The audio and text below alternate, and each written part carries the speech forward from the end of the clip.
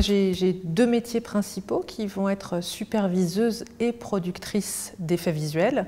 Le premier va consister, donc superviseuse, à lire, analyser un scénario, travailler sur comment mettre ça en place pour le tournage, être sur le tournage, monter des équipes après et réaliser les effets spéciaux jusqu'à la livraison en post-production, à l'étalonnage.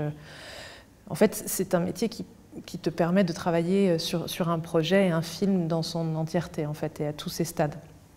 Et le côté production de l'affaire, c'est d'y mettre des chiffres et de tenir un budget. Voilà, et de le tenir aussi bien au niveau de la production avec laquelle tu travailles que pour la société d'effets spéciaux pour laquelle tu travailles. Voilà. Ce qui est génial, et je pense que j'aime ce métier pour ça, c'est que je travaille avec quasiment tous les départements. En effet, déjà j'arrive très tôt et le matin, je repars très tôt le soir, mais j'arrive très tôt dans le processus, et en effet j'arrive en préparation. La plupart des projets, j'arrive en préparation.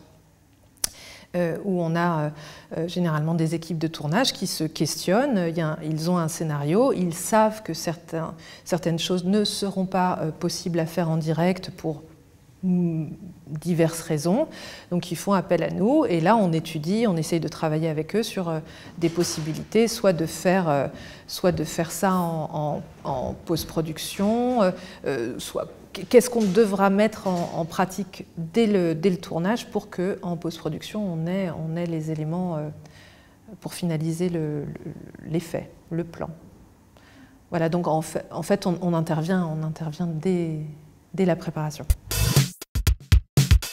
Pour les effets spéciaux, mon premier projet aux effets spéciaux, c'était un film de Roman Polanski qui s'appelle Le Pianiste, donc en 2001, et où là j'intègre l'équipe d'Éclair, et là une série de tournages, enfin ça n'a pas arrêté, entre Transporteur, Taxi, Taken, From Paris with Love, ça n'a pas arrêté. J'ai travaillé 10 ans avec eux, je pense que j'ai dû prendre à peine 2 semaines de vacances par an.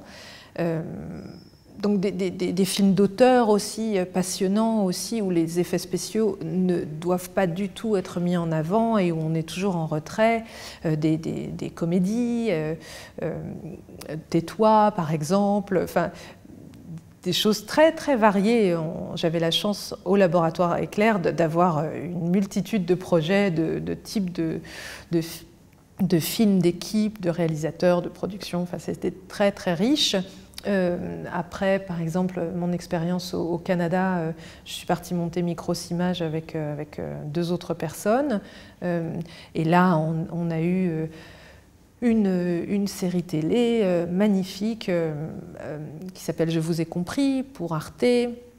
On a travaillé aussi sur Obélix et Sa Majesté. Ça, c'est probablement le projet le plus pénible de ma vie.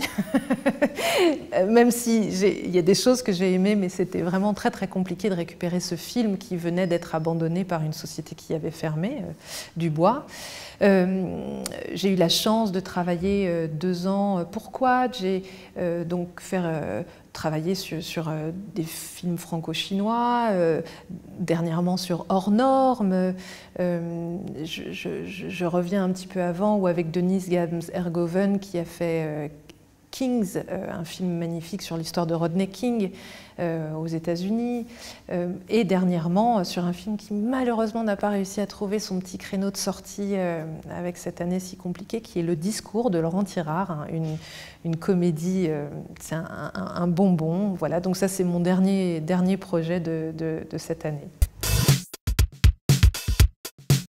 Alors, que ce soit clair, il n'y a pas de parité dans le milieu des superviseuses. Déjà, pour la première fois, au bout de 20 ans de carrière en étant superviseuse, le premier générique où où mon poste déjà a été féminisé, c'est sur Hors Normes. Et sinon, avant, j'étais superviseur.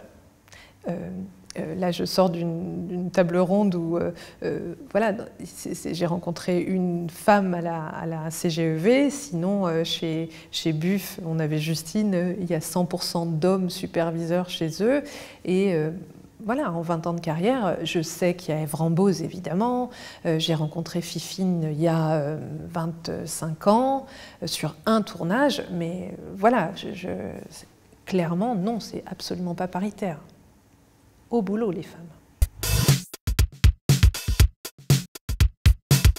Oui, possiblement. Et ce qui va être intéressant, en fait, c'est le travailler ensemble. C'est ce que ça va générer parce que ce même crédit d'impôt, en fait, va imposer aux productions de répartir dans des studios la somme.